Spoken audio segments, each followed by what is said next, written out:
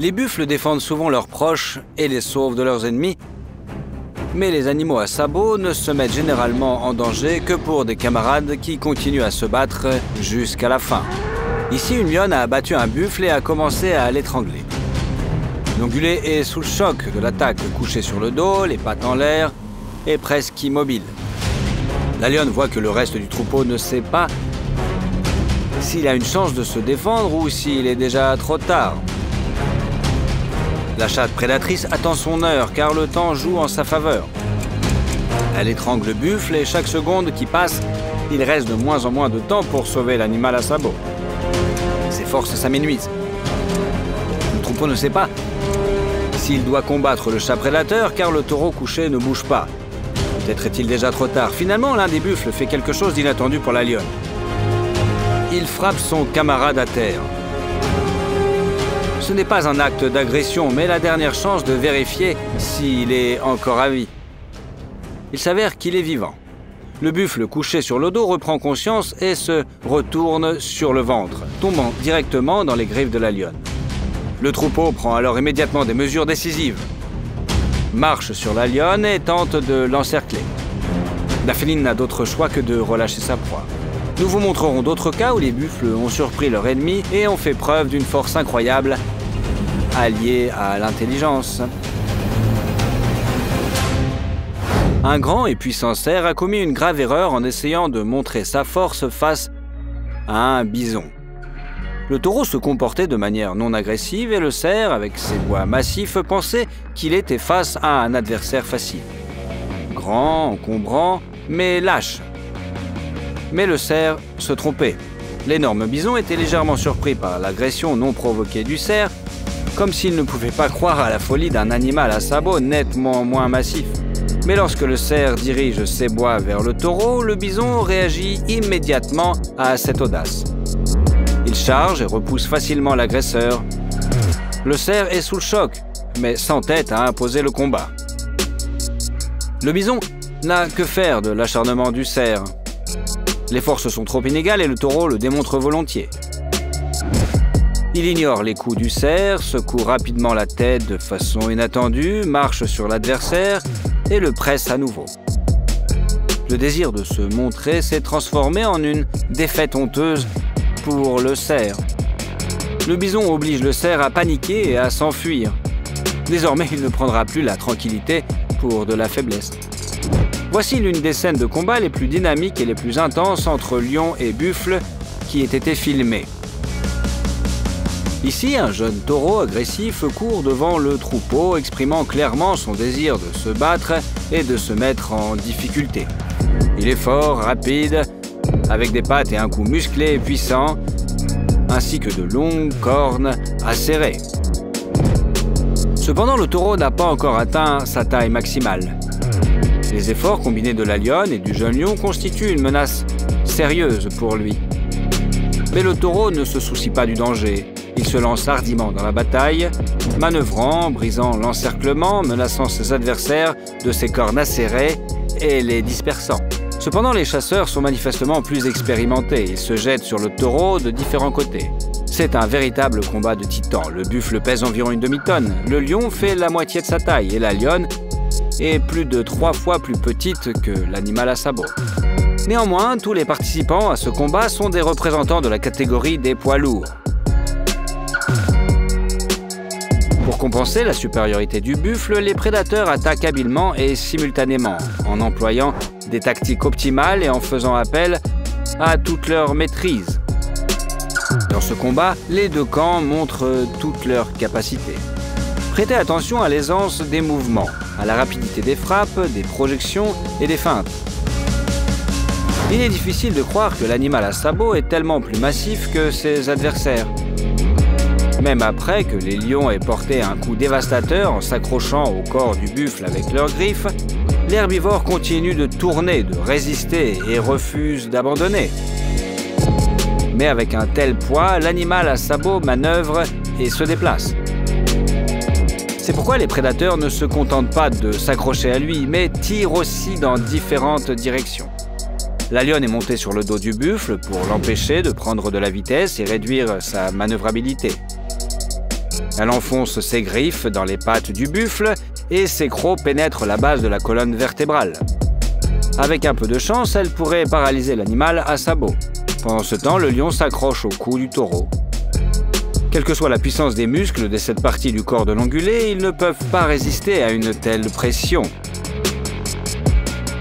Le buffle baisse inévitablement la tête vers le sol. Le lion tente de lui arracher la gorge avec ses griffes, mais bloque avec ses mâchoires non pas la trachée, mais le nez et la gueule, dans le but d'étrangler son adversaire grâce à cette technique unique. Les prédateurs disposent également d'un combattant de réserve. Il s'agit d'une lionne exceptionnellement grande et aguerrie, qui possède l'expérience la plus importante parmi tous les prédateurs de la bande. Elle ne se joint pas tout de suite au combat, croyant au succès des plus jeunes. En effet, le taureau est confronté à des problèmes. Peu à peu, même un tel géant perd de sa force. Les lions ont sous-estimé la loyauté des buffles envers leurs semblables. Peut-être ce jeune taureau s'est-il imprudemment éloigné du troupeau pour affronter les lions et a-t-il succombé à leur provocation? Pourtant, il est l'un des leurs et les buffles se précipitent au secours de leurs membres de famille téméraires, mais forts et précieux.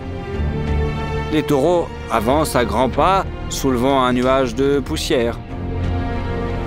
La lionne, expérimentée, voit cette scène impressionnante et commence à reculer. Elle ne s'est pas jointe à la chasse plus tôt, croyant à son succès. Maintenant, elle comprend qu'il est vain d'essayer d'achever un jeune taureau si fort et si têtu, alors qu'il est soutenu par des parents aussi puissants. La jeune lionne, sur le dos du buffle qui résiste, le voit aussi et recule. Seul le courageux lion espère encore étrangler son ennemi. Il s'accroche à son cou jusqu'au bout. Le mâle a du mérite, c'est un vrai courage. Mais il se trompe. Le taureau résiste à la pression et ses congénères lui viennent en aide. La bravoure de ces animaux à sabots mérite votre like, n'est-ce pas? En Asie, il existe de nombreuses sous-espèces de buffles. L'une des plus grandes, des plus fortes et des plus féroces, non seulement sur ce continent mais dans le monde entier, s'appelle le gaor. Le poids de ce mastodonte peut fluctuer autour d'une tonne et demie, et les mâles de taille exceptionnelle peuvent même atteindre 2 tonnes. De plus, il possède agilité, mobilité et détermination. Ici, le gaor saute facilement par-dessus une clôture plus haute que ses épaules. On ne s'attendait pas à cela de la part d'un animal aussi massif, n'est-ce pas? Mais le plus important, ce n'est pas seulement la force physique brute, c'est la force de caractère. Le rhinocéros asiatique est environ 2 fois plus lourd et plus fort que le buffle, mais observez comment le gaor poursuit son adversaire arrogant. Le rhinocéros pensait qu'il pourrait facilement repousser le buffle du pâturage, s'emparer de ses terres et profiter de toute la verdure. Le rhinocéros se trompait. Le gaor a non seulement esquivé habilement les attaques dangereuses, mais il a aussi ignoré les feintes, montrant ainsi à son adversaire qu'il avait compris sa tactique et qu'il n'était pas effrayé. Le buffle agit avec calme et précision et chacun de ses mouvements est porteur d'une menace réelle. Le taureau comprend clairement que le rhinocéros revêtu d'une armure naturelle pourrait être un problème du simple fait de son poids écrasant. C'est pourquoi, au lieu d'essayer de mettre le rhinocéros à terre, le gaor l'intimide. S'approche, le taquine, montre ses cornes et se comporte de manière remarquablement audacieuse. Remarquez que la différence entre les deux réside essentiellement dans la qualité du bluff. Les deux animaux ne veulent pas se battre, mais seul l'un d'entre eux est prêt à affronter cette issue potentielle. Le gaor ne bluffe donc qu'à moitié. Il est prêt à affronter un ennemi aussi dangereux s'il le faut, mais il l'évite intelligemment tant qu'il en a la possibilité. En revanche, le bluff du rhinocéros est différent. Il n'est manifestement pas prêt à se battre et bat en retraite dès qu'il se rend compte que l'intimidation d'un taureau aussi puissant et coriace ne fonctionnera pas. Un tigre s'est installé dans les fourrés. Ce prédateur est le plus grand félin sauvage de la planète. En tête-à-tête, il peut se mesurer à un gaor adulte et représente une menace pour la quasi-totalité des mammifères herbivores d'Asie. Cependant, les Gaors n'errent pas toujours seuls. Ici, ils se sont rassemblés en un nombreux troupeau. Le tigre est confiant dans son camouflage. Les rayures dissimulent parfaitement la présence du félin et en outre, de nombreux herbivores ont beaucoup moins de récepteurs de couleurs dans leurs yeux qu'eux-mêmes. Ainsi, la peau orange de la panthère et le feuillage vert qui l'entoure se fondent en une toile solide aux yeux des Gaors. Le tigre a cependant surestimé son abri. S'il avait tendu une embuscade, il aurait pu passer inaperçu. Mais la panthère était trop détendue et les Gaors ont repéré le tigre. Au lieu de battre en retraite, ils sont allés voir ce qui se passait. Ce n'est pas de bon augure pour le prédateur. Dans l'espace restreint des forêts, sa manœuvrabilité diminue considérablement et les arbres minces ne sont pas un obstacle pour les puissantes attaques de bélier. Finalement, les Gaors ont simplement chassé le tigre qui s'est enfui la queue entre les jambes. Le tigre est le plus grand prédateur de la planète.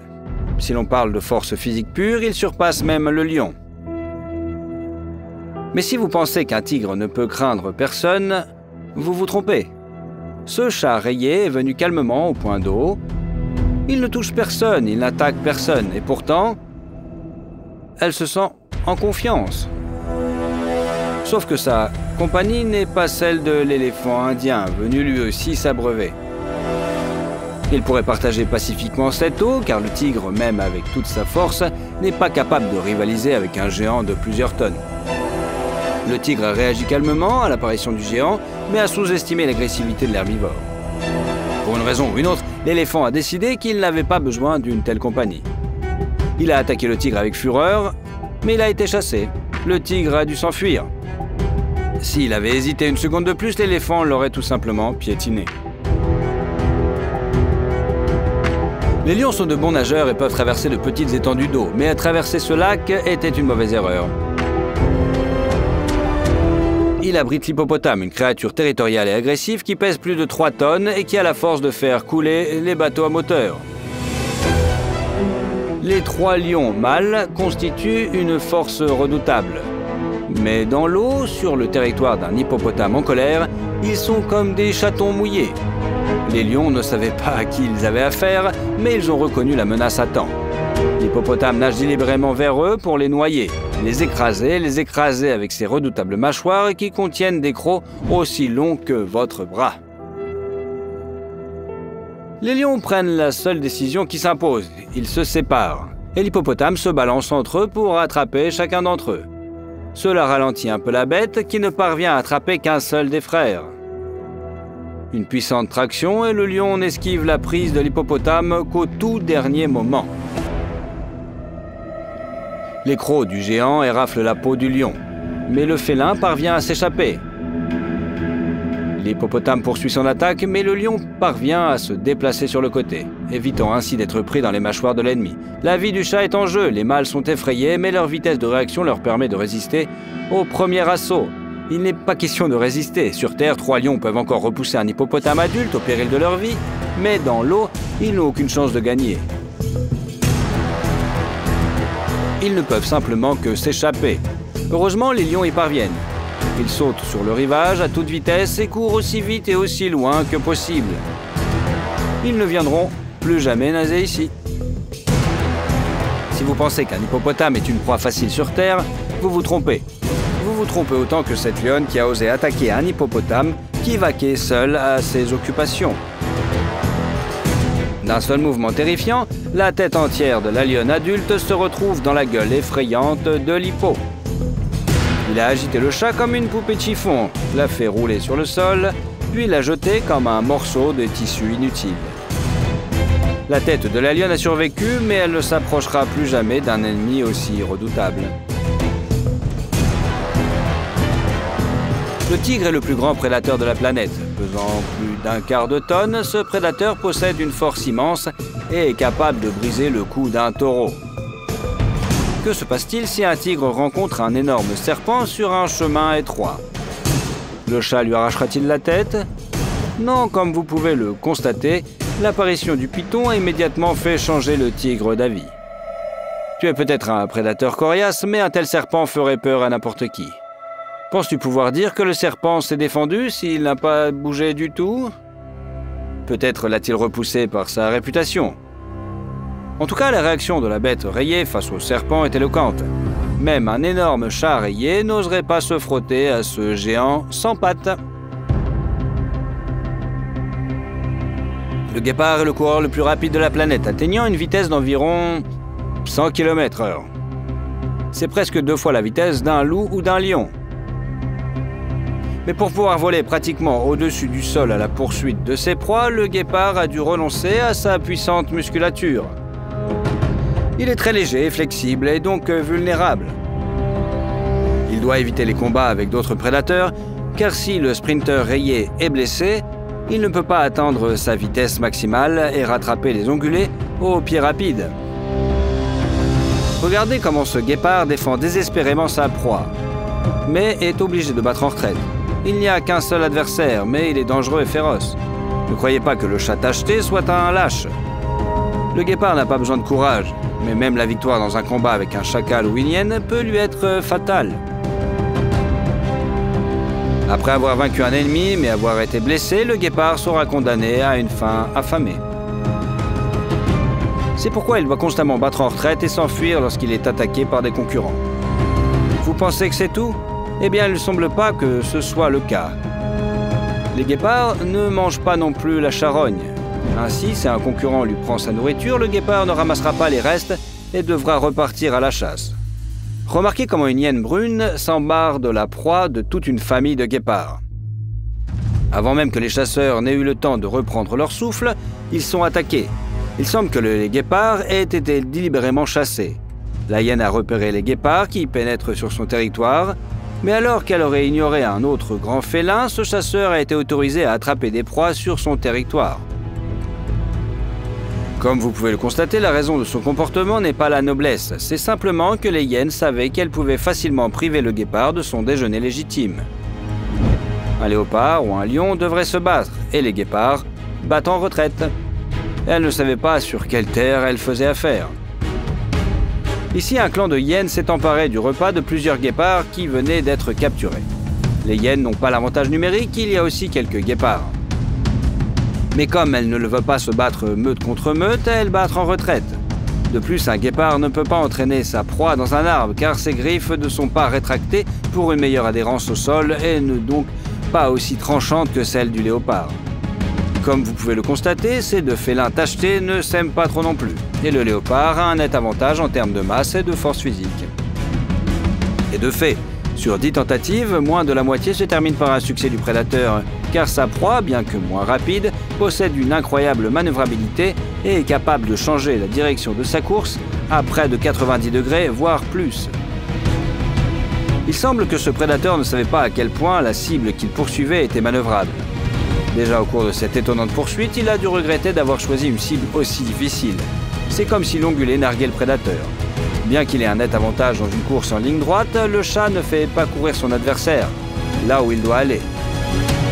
Et lorsque la gazelle échappe au prédateur littéralement entre ses griffes, les chances de survie du prédateur diminuent encore. Il a dépensé trop d'énergie dans cette course et il n'est pas encore en mesure de la reconstituer. Le guépard pense pouvoir échapper à ce lion plusieurs fois plus lourd, mais il a sous-estimé la vitesse à laquelle le géant peut se déplacer s'il veut se débarrasser de son rival. Le guépard n'a tout simplement pas le temps d'accélérer. Le lion fonce sur lui comme un ouragan et l'engloutit. Le guépard a essayé de se défendre, mais le lion n'a pas été impressionné par ses coups de patte. Étonnamment, les guépards sont l'un des rares animaux à avoir survécu au goulot d'étranglement. Il y a des milliers d'années, leur population a chuté de façon catastrophique. Et l'homme n'y est pour rien, contrairement à ce que l'on pourrait croire. Il y avait moins d'1 millier de guépards sur toute la planète. C'était une période critique, ils étaient à 2 doigts de l'extinction. Comme vous pouvez le constater, les parents éloignés n'ont fait qu'y contribuer. Le lion saisit brutalement la tête du guépard et la tire violemment. Les vertèbres cervicales se brisent. Ce schéma s'est répété en Afrique et en Asie où les lions vivaient aussi autrefois, bien avant la construction des pyramides égyptiennes. C'est pourquoi les guépards étaient si rares. Mais par miracle, ils se sont tirés d'affaire, leur nombre a augmenté, et pourtant tous les guépards sont apparentés. Ils n'ont même pas de groupe sanguin. De tous les félins menacés, les guépards sont probablement les plus sympathiques. Que pensez-vous de ce chasseur? Partagez votre opinion dans les commentaires. Ce léopard est manifestement confronté à un porc-épic pour la première fois. Les prédateurs expérimentés évitent de telles proies, mais le léopard a pensé qu'un hamster surdimensionné, avec d'étranges poils longs, ferait un excellent déjeuner. Le léopard n'avait pas encore découvert à qui il avait affaire. Au lieu d'essayer de s'échapper, le porc-épic fait quelque chose qui surprend et déroute le chat tacheté. Il attaque. Mais pas de la manière habituelle, sans l'aide de mâchoires ou de pattes. Au lieu de cela, le porc-épic pivote rapidement vers le prédateur. Cette étrange tactique a tellement surpris le léopard qu'il n'a même pas eu le temps d'utiliser son agilité légendaire et de rebondir pour éviter la collision. Le coup du porc-épic a été la plus mauvaise surprise de la vie de la panthère. Les longs poils se sont révélés être un gibier dur et coriace. Le léopard tenta de repousser l'attaque, de frapper avec sa patte, mais les aiguilles de l'ennemi y arrivèrent aussi. Le porc-épic continue à se battre, il manœuvre, fait de petits pas d'un côté à l'autre. De cette manière, il enfonce les aiguilles plus profondément dans la chair de l'ennemi et les fait sortir de sa propre peau. Contrairement aux idées reçues, le porc-épic ne peut pas tirer d'aiguilles, mais les perd facilement et sans douleur. En revanche, les pointes des aiguilles sont dentelées et s'accrochent donc à la chair de l'ennemi et restent coincées. Regardez ce qu'un porc-épic 3 fois plus petit fait à ce léopard. Plus d'une douzaine d'aiguilles sortent de son corps. Et le porc-épic poursuit tranquillement ses activités. Le prédateur n'a pas supporté la douleur et a battu en retraite. La panthère est probablement condamnée. Elle ne peut pas retirer autant d'aiguilles. Sans pouce opposable, c'est extrêmement difficile. Les aiguilles resteront dans la chair, ce qui entraînera inévitablement une suppuration et un empoisonnement du sang. Le léopard ne dispose pas non plus d'antiseptiques ou d'antibiotiques. De plus, il sera affaibli par la famine. Ce léopard ne pourra pas chasser avec des aiguilles qui lui sortent des pattes et du museau. Les chances de survie de ce chat sont minimes. La seule chose qui pourrait le sauver est l'aide humaine. Seriez-vous intervenu ou auriez-vous laissé l'issue du combat en l'état? Répondez dans les commentaires. Quoi qu'il en soit, le léopard porc-épic ne sera plus jamais attaqué. Il survit, il se souviendra de cette leçon.